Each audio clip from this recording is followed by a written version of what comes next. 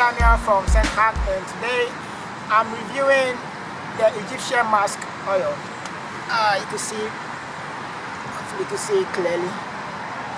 So musk is a common ingredient in all musk oil, and musk originally came from Egypt. I remember when I reviewed this perfume and I smelled it, it reminded me of home. It reminded me of a common lotion that we used back home. It was a natural lotion. It was called shea butter lotion. It was made from a natural pod, and it had it didn't smell great or anything. Just like a natural earthy smell that we had from this shea butter. But everybody used it. Guys, females, children, everybody will use it. Especially in the Harmattan season when it gets very, very cold.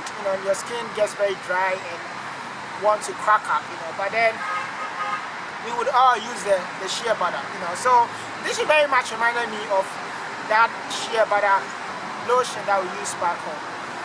But when you look at this perfume oil, it's not very different from the recent Arabian sandalwood that I reviewed a few days ago.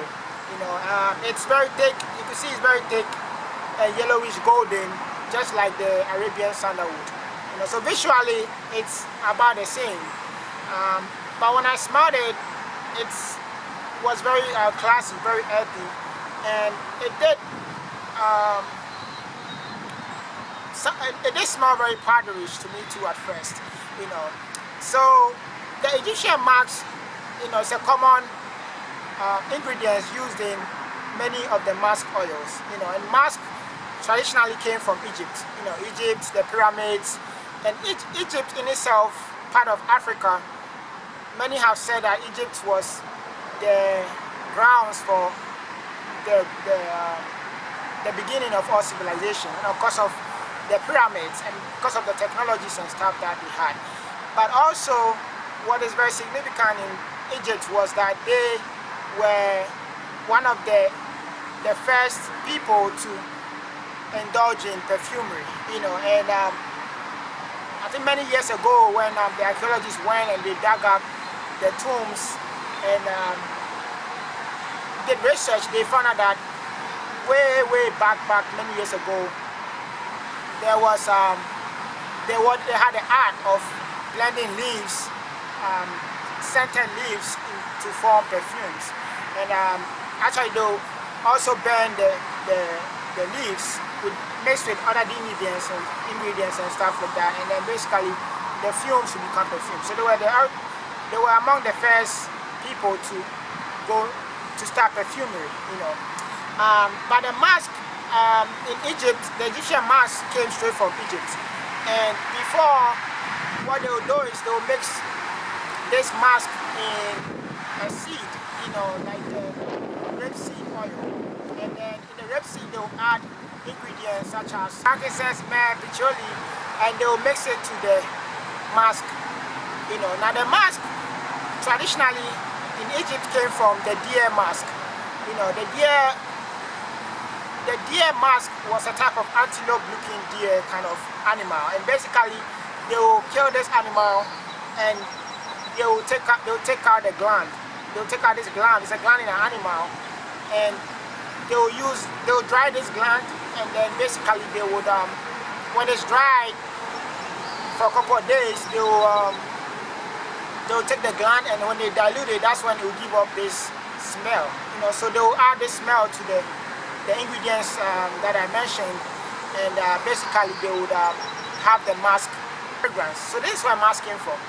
Now over the time we realized that this is not practical or ethical, in terms of killing so many deer. I was looking at the other day, and they would have to kill 15 to 20 of this musk deer just to have 2.1 pounds of the musk fragrance. So that was not ethical. So over time they started to look for alternatives for the musk.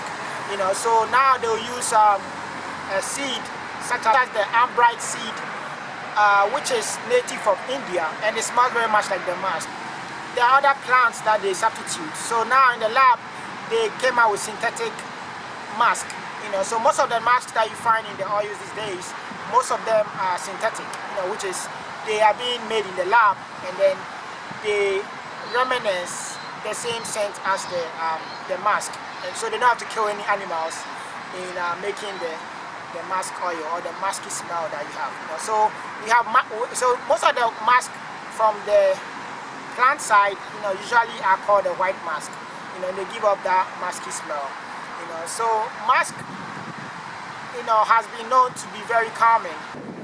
Also to kill toxins in the nervous system. And then basically calm you down and relieve you of stress. So it's very calming and it's very therapeutic. So the notes, as I said before, were patchouli, myrrh, frankincense, and roses. And one thing I also realized that when I applied it, it's a very thick oil on your skin. And it lasts very long. It lasts for about 4 to 5 hours for the application and the longevity. And one thing I realized too was that when I applied it, I didn't smell much at first. It took me an hour to 2 hours before I started to smell the roses. So you smell the roses, and then it's very earthy, very classy, very woodsy, and very, very natural. Very, very natural oil. It is an interesting oil. If I say no unique, I would say I would group it to the family of the Arabian sandalwood that I read the other day.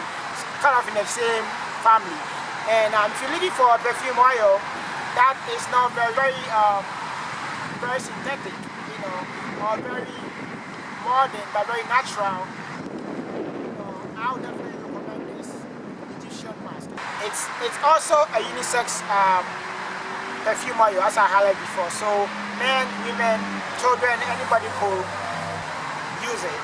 So it's very, very unisex. You could wear it out. I don't see it as a clubbing or a high-profile scent, but I see it as something that is very casual.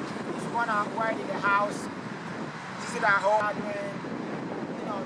not like a high-profile. Or let's say you about to go to a meeting, or you about to do a presentation, or you go clubbing. I wouldn't use it as such. I use it, for very common scents. I use it, let's say, during the holiday seasons, Thanksgiving. When I'm in the house, I'm relaxing, chilling. When I want to feel nature, I want to feel connected to nature, it's something that I'll definitely use. So definitely check this scent out. You could definitely grab a copy from ScentHack. It's $5.99 for 0.33 ounce bottle, and I'll personally ship it to you. Take care. I hope this video helped you out. Let me know what you got from it in terms of the patchouli, the myrrh, the frankincense, even the rosy, the sweet rosy smells as well. Take care, and until next time.